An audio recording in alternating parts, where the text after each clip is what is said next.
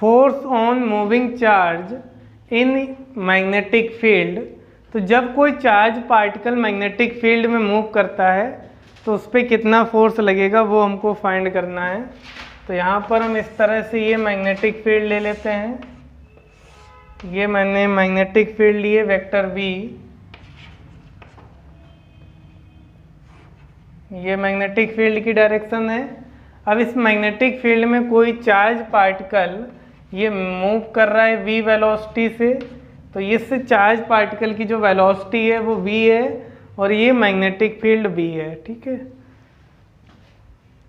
अब यहाँ पर वेलोसिटी और मैग्नेटिक फील्ड के बीच जो एंगल बन रहा है ये थीटा एंगल बन रहा है। तो जो चार्ज पार्टिकल पे फोर्स लगेगा, फोर्स ऑन चार्ज पार्टिकल, तो ये F मैग्नेटिक फोर्स जो होता है Fm, ये Q vector V cross B के इक्वल होता है। ये magnetic force on moving charge जो होता है Q vector V cross B। अब क्रॉस प्रोडक्ट करेंगे तो ये हो जाएगा QVV sine theta, QVV sine theta. इसके जो मैग्नीट्यूड आएगा Fm का ये आ जाएगा QVV साइन थीटा, ओके। अब इसमें थीटा एंगल के लिए अलग अलग कंडीशन होंगी, तो इसमें हम कुछ कंडीशन बता देते हैं। Number first, if theta is equal to 0 degree, यानी जो चार्ज पार्टिकल है मैग्नेटिक फील्ड की डायरेक्शन में मूव कर रहा है। तो यहाँ पर हम इसका डायग्राम बनाते हैं। देखिए हम ये मैंने मैग्नेटिक फील्ड ली हैं, ये यूनिफॉर्म मैग्नेटिक फील्ड ली है मैंने वेक्टर B, और जो चार्ज पार्टिकल है Q, ये मैग्नेटिक फील्ड की डायरेक्शन में मूव करेगा। यानी यहाँ पर मैग्नेटिक फील्ड और वेलोसिटी वेक्टर दोनों पैरेलल हो जाएंगे, तो जो एंगल होगा वो 0 डिग्री होगा। ये वेलोसिटी वेक्टर और ये मैग्नेटिक फील्ड ये दोनों पैरेलल होंगी, तो थीटा एंगल जब 0 डिग्री होगा साइन 0 की वैल्यू 0 होती है, यानी जो मैग्नेटिक फोर्स लगेगा Fm की वैल्यू ये 0 हो जाएगी। इसके बाद सेकेंड केस, जब थीटा की वैल्यू 180 डिग्री होगी, तो यहाँ पर जो चार्ज पार्टिकल है मैग्नेटिक फील्ड की डायरेक्शन के अपोजिट मूव करेगा, यानी दोनों एंटी पैरेलल होंगे। ये इस तरह से ये मैंने प्लस Q चार्ज लिया और ये मैग्नेटिक फील्ड के अपोजिट डायरेक्शन में मूव करेगा। तो इस कंडीशन में जो फोर्स लगेगा ये Fm is equal to QVV sine theta होता है, और साइन 180 की वैल्यू 0 होती है। तो इस कंडीशन में भी कोई फोर्स नहीं लगेगा। इसके बाद थर्ड केस, जब थीटा की वैल्यू 90 डिग्री होगी, यानी अब चार्ज पार्टिकल मैग्नेटिक फील्ड की डायरेक्शन के परपेंडिकुलर मूव करेगा। तो यहाँ पर मैंने मैग्नेटिक फील्ड को इनसाइड लिया है, ठीक है। तो अब चार्ज पार्टिकल मैग्नेटिक फील्ड के परपेंडिकुलर जब मूव करेगा, तो यहाँ पर देखिए ये फोर्स कितना लगेगा। ये मैंने चार्ज पार्टिकल लिया है, ये Q V वेलोसिटी से मूव करेगा, तो इस पे फोर्स निकालेंगे तो Fm की वैल्यू QVV साइन थीटा में साइन 90 हो जाएगा 1, तो Fm की वैल्यू आएगी QVV, तो ये मैक्सिमम होगी। अब देखिए चार्ज पार्टिकल पे जो फोर्स की डायरेक्शन होगी उसको भी हम फाइंड कर लेते हैं। यहाँ पर देखिए फोर्स की डायरेक्शन कैसे निकालते हैं, तो राइट हैंड रूल से निकाल लें या राइट हैंड पाम रूल से। तो यहाँ पर हम right hand palm rule use करेंगे। जिस डायरेक्शन में चार्ज पार्टिकल मूव कर रहा है उस डायरेक्शन में थंब को रखेंगे और मैग्नेटिक फील्ड की डायरेक्शन में 4 फिंगर को, और जो सीधा स्लैपिंग सेंस होगा वो चार्ज पार्टिकल पे फोर्स की डायरेक्शन बताएगा। तो देखिए यहाँ पर मैंने वेलोसिटी की डायरेक्शन में थंब को रखा, मैग्नेटिक फील्ड की डायरेक्शन में 4 फिंगर, और ये सीधा स्लैपिंग सेंस जो है ये मैग्नेटिक फोर्स की डायरेक्शन बताएगा। तो यहाँ पर जो फोर्स लगेगा Fm, ये अपवर्ड डायरेक्शन में लगेगा और ये Fm की वैल्यू QV होगी। ठीक है, अब ये देखिए जो मैग्नेटिक फोर्स है वो वेलोसिटी के परपेंडिकुलर लग रहा है। कैसे लग रहा है? वेलोसिटी के परपेंडिकुलर, यानी जब हम चार्ज पार्टिकल को यूनिफॉर्म मैग्नेटिक फील्ड के परपेंडिकुलर मूव कराते हैं तो ये सर्कुलर पाथ बनाता है। जो फोर्स परपेंडिकुलर लगेगा ये मैं इसकी डायरेक्शन को केवल चेंज करता है, वेलोसिटी को चेंज मतलब स्पीड को चेंज नहीं करेगा। जो चार्ज पार्टिकल जिस स्पीड से मूव कर रहा है स्पीड को चेंज नहीं करता है, सिर्फ उसकी डायरेक्शन चेंज करेगा। तो ये सर्कुलर पाथ जब बनाएगा यानी जो फोर्स होगा ये सेंटीपिटल फोर्स का वर्क करेगा और ये वैल्यू होती है mv²/r। ये r इस सर्कुलर पाथ की रेडियस होगी। तो इसको हम फर्स्ट इक्वेशन लिख लें और इसको सेकेंड, और इन दोनों इक्वेशन को सॉल्व करेंगे। तो देखिए अब इन दोनों इक्वेशन को जो हम सॉल्व करेंगे फर्स्ट और सेकेंड इक्वेशन को, तो by equation first and second, तो ये mv²/r इज इक्वल टू हो जाएगा QVV। तो यहाँ से ये वेलोसिटी कैंसिल हो जाएगी v से v, तो r इज इक्वल टू जो रेडियस आएगी r, ये mv/qv के इक्वल होगी।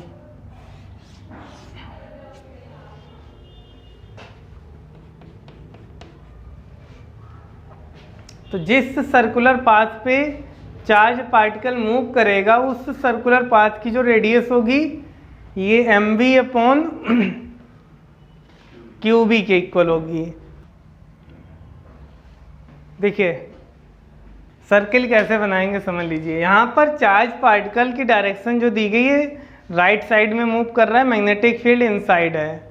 तो देखिए यहाँ पर हम फोर्स की डायरेक्शन निकालते हैं, तो वेलोसिटी की डायरेक्शन में थंब को करेंगे, मैग्नेटिक फील्ड की डायरेक्शन में फोर फिंगर, और जो सीधा स्लैपिंग सेंस होगा ये फोर्स की डायरेक्शन शो करेगा, यानी जो फोर्स है ये इस डायरेक्शन में आ जाएगा।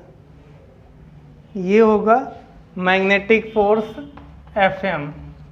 और जो सर्कुलर पाथ बनता है तो सर्कुलर पाथ में जो फोर्स लगता है सेंटीपिटल फोर्स टुवर्ड सेंटर लगता है। किधर लगता है? यानी इसका जो सेंटर होगा वो इस डायरेक्शन में आएगा। ये इस तरह से कोई भी पॉइंट हो, ये मैंने सेंटर बना दिया, इधर सेंटर होगा। ठीक है, ओके। अब जब इधर सेंटर होगा तो सर्किल कैसे बनेगा? अब ये इसी तरह सर्किल बनेगा।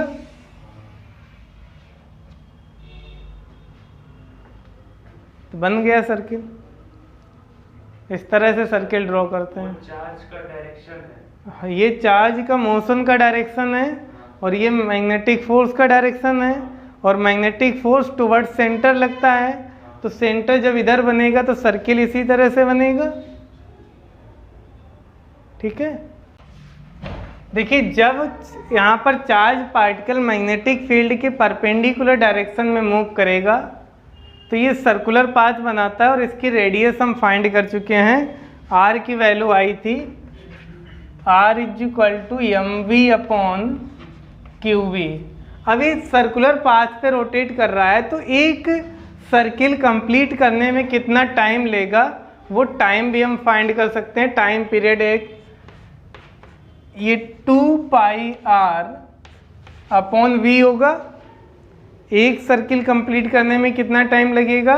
तो एक सर्किल की जो लेंथ होगी 2πr और v वेलोसिटी से मूव कर रहा है। वैल्यू पुट कर दो, 2πr की वैल्यू कितनी है? mv/qv। देखिए v से v कैंसिल हो जाएगा तो ये टाइम पीरियड t की वैल्यू आ जाएगी 2πm अपॉन क्यू बी, और यहाँ से हम फ्रीक्वेंसी फाइंड करें न्यू,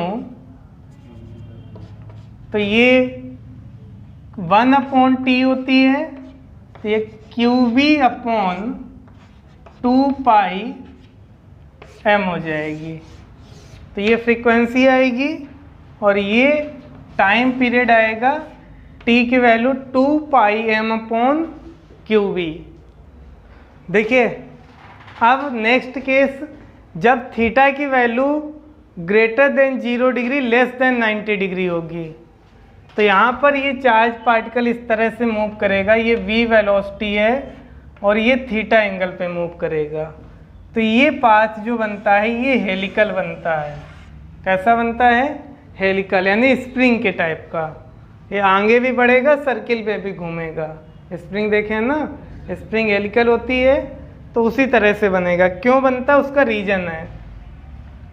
देखिए इसके वेलोसिटी के दो कंपोनेंट होंगे, ये होगा v cos थीटा और इस डायरेक्शन में ये आएगा v sin थीटा। तो जो v sin थीटा है वो मैग्नेटिक फील्ड के परपेंडिकुलर है। मैग्नेटिक फील्ड इस डायरेक्शन में है और v sin थीटा इसके परपेंडिकुलर है, तो ये सर्कुलर पाथ बनाएगा। और v cos theta magnetic field की डायरेक्शन में है, तो इस पर कोई फोर्स नहीं लगेगा, तो इस वेलोसिटी से आगे बढ़ेगा। ठीक है, तो इसकी जो रेडियस होगी हेलिकल पाथ की, तो ये r =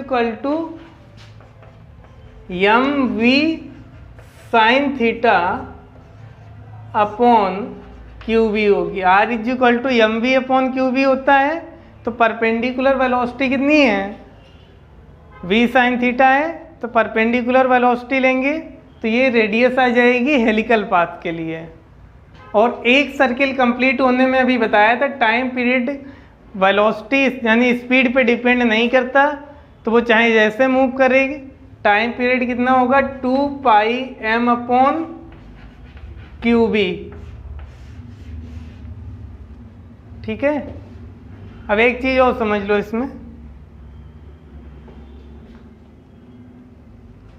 जब चार्ज पार्टिकल थीटा यानी जनरल एंगल पे मूव करेगा, तो ये एक सर्किल जो कंप्लीट होता है, तो एक सर्किल कंप्लीट होने में जो आगे बढ़ जाता है उसको बोलते हैं पिच। क्या बोलते हैं? पिच। ये क्रिकेट की पिच नहीं है, अभी समझा रहे। देखो ये स्प्रिंग देखे हो, स्प्रिंग में एक सर्किल कंप्लीट हुआ, तो जो बीच में दो कॉन्जिक्यूटिव सर्किल के बीच में जो डिस्टेंस होती है उसको क्या बोलेंगे? पिच। अब इसको कैसे फाइंड करेंगे? तो ये v को पिच = ये v cos थीटा से हॉरिजॉन्टल डायरेक्शन में आगे बढ़ेगी, यानी जो चार्ज पार्टिकल है वो v cos थीटा से आगे बढ़ेगा, और एक सर्किल कंप्लीट होने में टाइम कितना लगेगा? t। तो कितना मूव करेगा पार्टिकल? ये आ जाएगा 2 m v cos theta upon QB।